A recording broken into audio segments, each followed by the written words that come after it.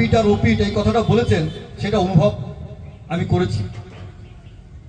কারণ তার এক একটা ছোট্ট ছোট্ট কথা, এই যে আমি আমার নিজের কথাই বলি, আগে শুরু করি। আমি যে তপবন স্কুলে পড়াশোনা করেছি তা সিসি বরদার দয়ায়। কারণ আমি যখন টেস্ট পরীক্ষা দিয়েছি ওখানে, ওই টেস্ট পরীক্ষায় আমি পাস করতে পারিনি। কারণ আমি এখানে হিন্দি মিডিয়ামে পড়াশোনা করেছি ইউপিতে, আর ওইখানে যে বাংলা মিডিয়াম, তো আমি যখন টেস্ট দিয়েছি ওখানে, ও টেস্টে আমারে অ্যালাউ করেনি। কারণ আমি তো হিন্দি বাংলা মিলে লিখেছি। ও বলে ও সম্ভব না, এ হবে না। তো যখন এই মতো অবস্থায় তা হবে না, যখন অ্যাডমিশন হবে না, তখন চলে আসছি সিসি বরদার কাছে। আমার বাবা, তিনি সিসি বরদার কাছে যেতেন, বাবাকে খুব ভালোবাসতেন তিনি। আমি দেখেছি, যতটুকু আমার দৃষ্টিতে আমি দেখেছি, বাবাকে দূর থেকে ডেকে ডেকে বাবাকে কাছে নিতেন। তো বাবা প্রণাম করে হাঁটু গাড়া দিয়ে রয়েছে, উঠছেন না। তো উনি ওই স্নান করার সময়, সিসি বরদা স্নান করতেন ভিতরে। আপনারা যারা আগের ভক্তরা রয়েছেন তারা হয়তো জানেন, সিসি বরদা ভিতরে ওইখানে স্নান করার সময় ওই 9টার পরে আমরা যে বসে থাকতাম, তখন দরজা খুলে দিত।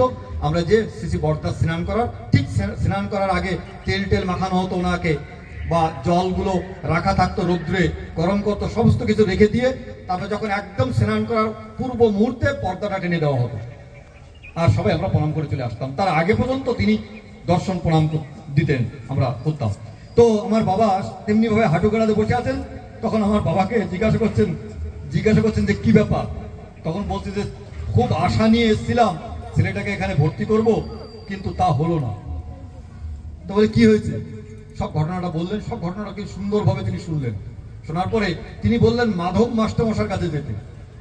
বৈষম্যতা তিনি জানেন, মাধব মাস্টারমশাই তিনি ওই স্কুলের তখন সব থেকে বয়স্ক মাস্টারমশাই ছিলেন। তো বললো মাধব মাস্টারমশার কাছে যে আমার কথা বলতে।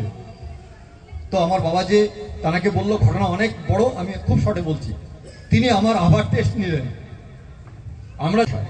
তিনি খুব কড়া লোক। তিনি বললেন আপনার ছেলে তো হয়নি, পরীক্ষায় পাস করেনি, আপনি আবার এসছেন কেন? বাবাকে একটা খুব ধমক দিয়ে বলছে। তো বলছে সিসি বরদা পাঠিয়েছেন মাধব মাস্টারমশার সঙ্গে কথা বলতে। বলে যান। তো মাধব মাস্টারমশার কাছে যে যখন সব বললো, বরদার কথা বললো, তখন উনি টেস্ট নিলেন। টেস্ট নেওয়ার পরে লিখলাম যা, তা ওইরকমই লেখা লিখলাম, যা লিখলাম ও হিন্দি বাংলা মিলিয়ে লিখলাম। কিন্তু উনি যখন আমাকে জিজ্ঞাসা করলেন, প্রশ্ন যখন জিজ্ঞাসা করলেন, তার ঠিক উত্তর দিয়েছেন। নলেজ ছিল কিন্তু লেখার নলেজ আমার ছিল না।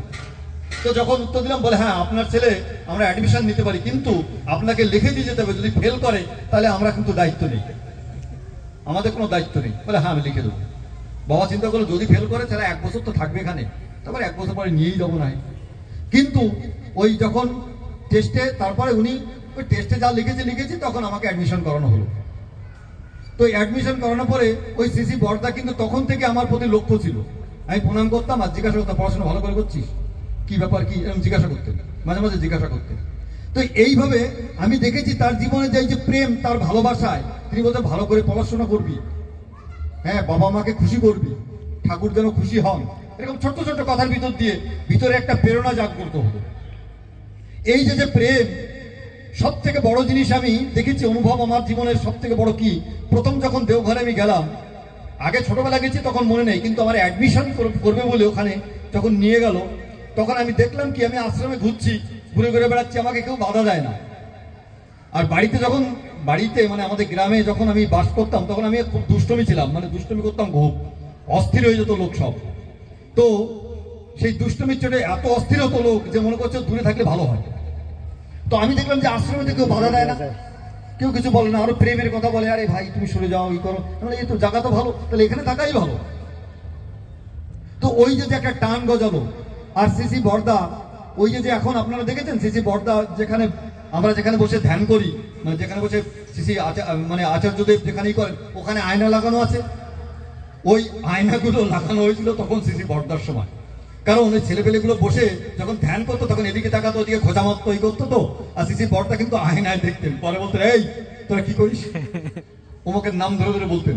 তাহলে আমাদের ওই আয়নাগুলো লাগিয়েছিল কিন্তু ওই জন্য, যে যাতে পিছনে বসে কোনো দুষ্টমি না করে কিনা।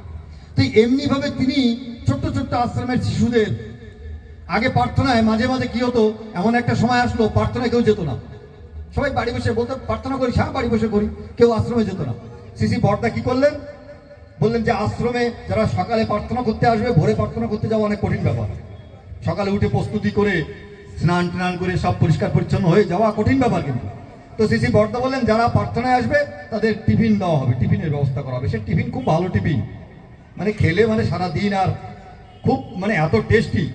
কোনো সময় হয়তো গায়া ঘির পুরি, মানে তারপরে এমনি ধরনের প্রতিদিন বদলে বদলে দেওয়া হতো।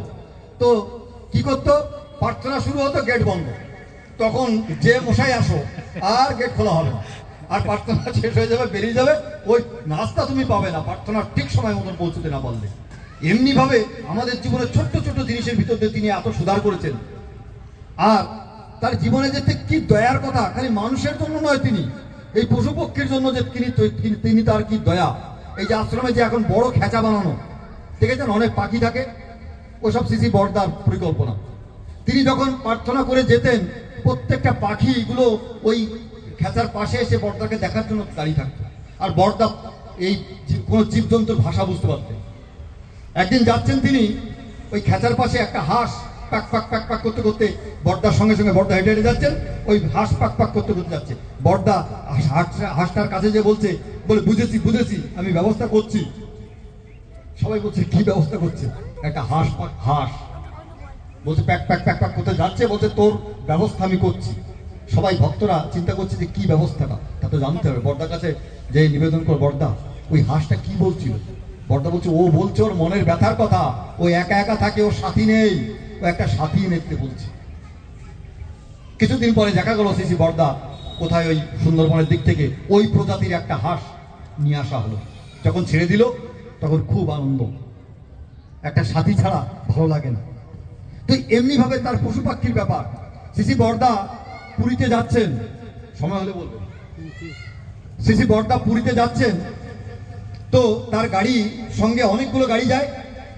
হঠাৎ করে একটা জায়গায় তিনি হাত দিয়ে গাড়ি থামালেন, থামিয়ে সেখানে একটা পুল, সে পুলের ওখানে দাঁড়ানো হলো গাড়ি। দাঁড়িয়ে শ্রী বর্দা গাড়ি থেকে নামলেন, নেমে রাঙামাকে বলছেন যে খাবার কি আছে? পাউরুটি, কলা, বিস্কুট এইসব আছে। তো বলে এইগুলো বেরো করতে, কি করবে তা জানে না। তিনি বললেন, ওই সঙ্গে গাড়ির সঙ্গে আশুদা ছিলেন, আশু গাঙ্গুলিদা, বলছে দেখ তো ওই পুলের নিচে কি আছে। ওই পুলের নিচে একটা কুকুর বাচ্চা দিয়েছে। ওই পুলটার নিচে গ্রাম থেকে অনেক দূরে, মানে শহর থেকে অনেক দূরে, অন্য ওই কুকুর বাচ্চা দিলে একটা সেফটি জায়গায় তোরা খোঁজে। সেই কুকুরটা ওই জায়গায় কিছু খড়কুটো দিয়ে তার বাচ্চা দিয়েছে, কিন্তু সেখানে তো খাবারের ব্যবস্থা নেই। সেই কুকুরটা তার বাচ্চা রেখে চলে যেতে পারছে না, তার ক্ষুধায় সে অসুস্থ হয়ে যাচ্ছে। শ্রী বর্দা বললেন যে ওই দেখ তো নিচে কি, বলে একটা কুকুর বাচ্চা দিয়েছে, বলে ওর কিছু খাবারের ব্যবস্থা কর, বিস্কুট, কলা, পাউরুটি, মানে যেগুলো কুকুরে খায় সেইগুলো তিনি ওইখানে অনেকগুলো তাকে দিয়ে আসা হলো। এই হচ্ছে ওই পুলের নিচে ওই কুকুরের বাচ্চা দিয়েছে, তিনি তার খবর রাখেন। এই হচ্ছে শ্রী বর্দা। আশ্রমে যাচ্ছে সবাই। এখন শ্রী আচার্যদেব যখন যান, দেখবেন সঙ্গে অনেক লোক পিছনে পিছনে চলে যান, পিছনে পিছনে যান প্রার্থনা করতে। যখন যান, তখন আমরাও, যখন আমি আশ্রমে থাকতাম, তখন আমরা অনেক